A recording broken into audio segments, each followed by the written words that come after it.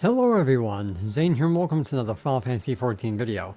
So today I'm going to show you guys how to solo the bosses in Pilgrims Traverse at level 10, 20, 30, 40, and then 50. I did try to do this solo. Unfortunately I died on floor 67, so I wasn't able to get any footage of the floor 60, 70, 80, or 99 boss. But I can do practice mode so I can give you guys advice on the level 99 boss. So the first thing that I recommend that you do have is enough of the potions. These pilgrim potions are going to be your sustaining potions. Also getting the ultra potion, which you can get through the bronze chests, are going to be very helpful. If you do not have Aether Pool, I would say around 30-ish or 50-ish, the first boss can actually kill you pretty easily if you're not knowing what you're doing. So try to have your Aether Pool at least around level 30. And then also trying to reach at least level 95 while you're going in to have a little bit of an advantage. But as long as you can do the mechanics, you don't really have to worry about that too much. So having those two on your hotbar is crucial. Okay, so let's get into floor 10 boss. So the first boss that you're going to end up fighting is the Oriental Leafmen, which is going to be the mount that you guys can also get. So the only thing you have to worry about here is that you must kill the ads that it spawns. I use the Pomander for strength and defense because I wanted to make sure that I survived, and then I use one of Feul's summonings to actually help me with this fight doing the DPS. You don't really have to do this, all you need to do is do the mechanics and you're just fine.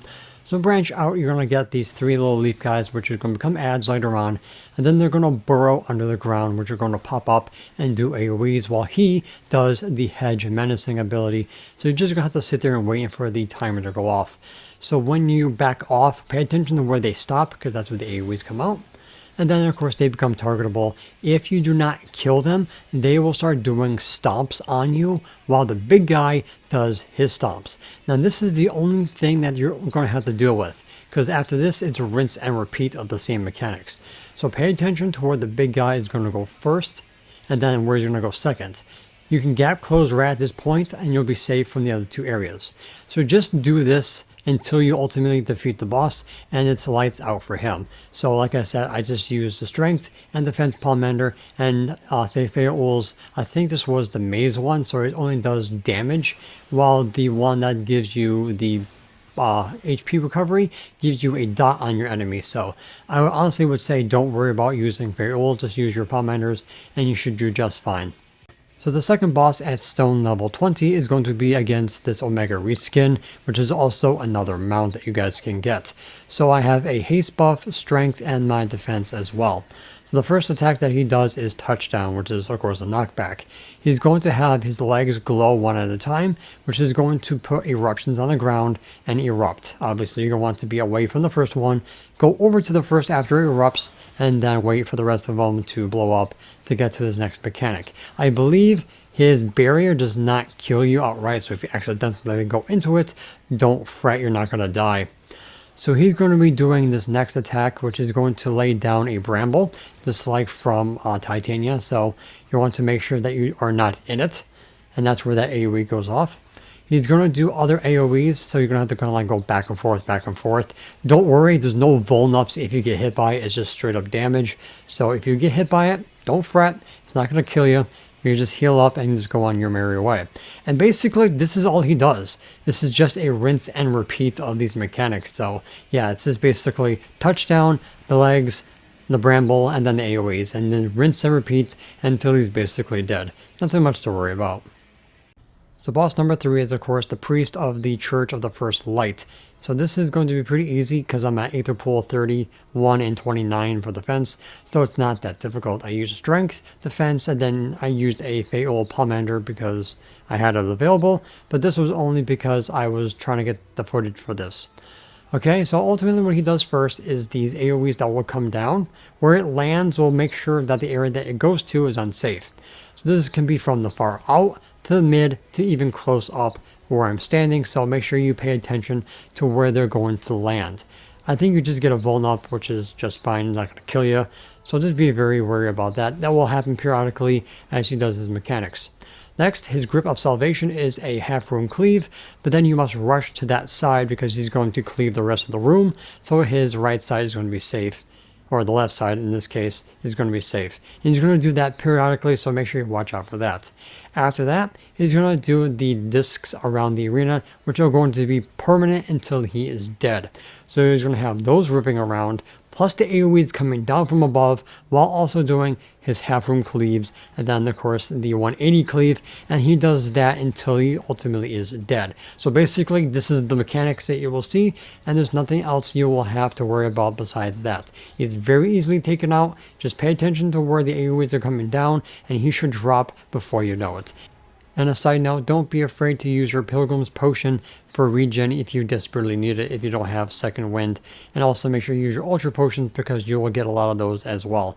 Okay, so if you're very worried about actually failing this, don't be stingy with them. Use them if you need them, and you should be just fine.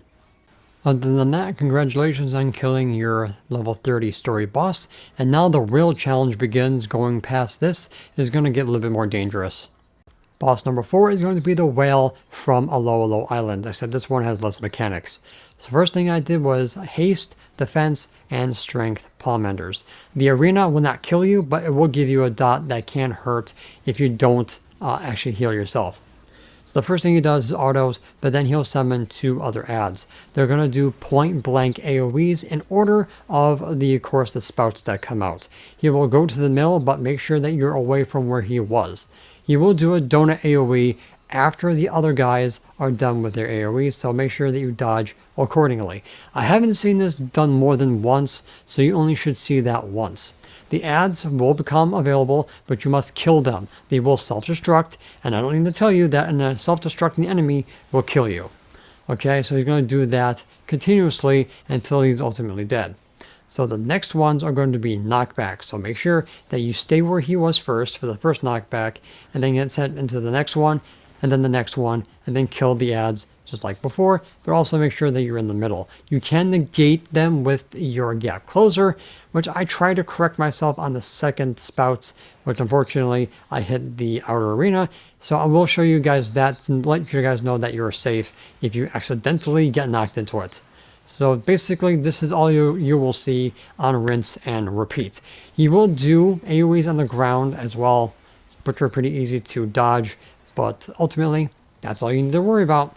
Make sure you use your potions just in case you need it, and make sure your second wind if you have it, but do not rush into the middle until the knockbacks are done. Trust me, you don't want to get dotted up because I almost died. So as you can see here, this is where I accidentally forgot about the first knockback. I'm pretty sure you can arms like this because the knockbacks aren't purple, which means they're anti-knockback. So as you can see, the dot will tick pretty hard if you're not paying attention. So second wind, use your Ultra Potion or your Pilgrim's Potion to regen yourself, and or Bloodbath if you have it, but you really shouldn't die. So I ended up almost dying here, but I ended up using my shield just in case to get my regen off. So yeah, basically that's ultimately what you'll see on rinse and repeat. Just don't forget to stay where the first one was. So boss number 5, which is stone level 50, is going against the Ant Lion. So I used a strength and defense. I didn't really use haste because I didn't need it. So the stones that you see here are going to be your platforms because he's going to do liquidation from Ruby Weapon. So this is going to be permanent. But you're also going to utilize it to stop the knockback that happens later. So he's going to do rock AoE, so make sure you transfer over to another platform. Don't worry, you have time to get yourself out of the quicksand. And then he's going to do Sand Pit, which basically is going to burrow underneath. I think he does it like 3 times, so make sure that you go to the opposite side of the arena, otherwise you're going to get hit. And then he's going to basically do the knockback AoE. You have time to actually prepare for it because it's going to be a downtime marker in the middle, which you'll see in a little bit. So make sure you step into the sand to negate the knockback. It's not purple, so I think arm's length should work here, but ultimately this is what he's going to end up doing throughout the entire fight. Okay, he's going to burrow underneath, the rock's going to come down, you get into the sand to avoid the knockback, rinse and repeat until he is dead. Basically, that's about it. That's all you have to worry about. So this boss is not that hard. It's really easy, and if you're ranged, you should have no problem doing this because you don't have to worry about staying in one spot. Alright, so good luck with this. And before I forget, he will do the sand pit with the knockback. So be very careful where you are and pay attention to the AoE in the middle. Otherwise, you might end up getting sent to the outer edge of the arena, and you don't want that to happen. He also does more than 3. So I think it's like 2, 3, then 4. So be very cautious of how many he actually does. Also, side note, if you get hit by his sand pit, that is a guaranteed vulnup, so try not to collect too many of those. Number 6 boss at stone level 60 is against the Sabotender. I use strength, haste, and defense, because trust me, you're going to need it. I also use the bark instance for Feul, because this one gives you a dot on your opponent, plus a regen on yourself. So if you don't have it, don't worry about it, you don't really require it. So the first thing he's going to do is spine shot from the back and the front, so don't be in that position. So be on the sides. Next is where most people will die, is from branch out. It's going to be big ad and then of course small ads. The small ads will occupy the area that they're in, while the big ones will occupy the one that they're in, plus the adjacent one next to it. So in this case, I want to stay where I was and then go to the upper left corner at that one off. And that would have been my safe spot while the other ones were doing their thing. But unfortunately, I ended up taking the hit twice, one from the single and then one from the bigger one. You can survive just fine with this, because by the time you do branch out again, the debuffs should fall off. So he does another shot from the front and the rear, but next time he does the branch out is going to be a rotating one. So you need to pay attention to where the big Sabotenders are going to go, because it's going to go 2 blocks over. So in this case, the one in the middle is going to go 2 over, so it's going to be at the bottom left in the middle. And then the other one, the outer ones are going to go to the other corner, so the where I am right now is going to be safe because the small guys are going to go past me. This might take some time to actually pay attention to, but you guys will get it in no time. Next is the spinning shot. This is really quick, so make sure you stay next to him to rotate around him. Otherwise, it's lights out at this point. Okay, so as you can see, my debuff are going to be falling off by the next branch out. So unfortunately, I get saved.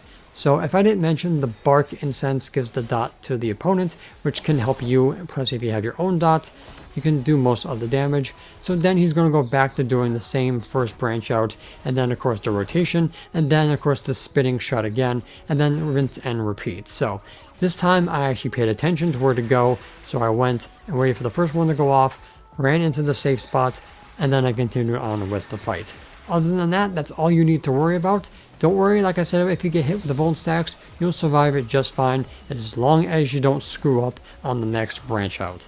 And that is how you guys take care of the level 10, 20, 30, 40, 50, and 60 bosses in Pilgrims Traverse solo. I will be doing 70, 80, 90, and 99 separately because my single run unfortunately got ruined from a Pious doing petrification, which was not an eye attack. So I ended up dying on floor 67. Alright guys, so this is going to be it for this video. Thank you guys so much for watching. Don't forget to check out the rest of my channel for more Final Fantasy XIV content, and I will see you guys in the next one. Good luck! And that's it for today's video. Thank you guys so much for watching. Don't forget to leave a like, comment, and subscribe to my channel if you're new for more Final Fantasy XIV content and help with the YouTube algorithm. If you guys want to support my channel even further, consider becoming a YouTube member, Patreon supporter, or help me on Ko-Fi. The links for those will be in the description down below, as well as my Discord. And the extra special shout out to the members on screen. So until next time, if you ever walk in the glorious light of Lord Bahamut, and always remember to keep forging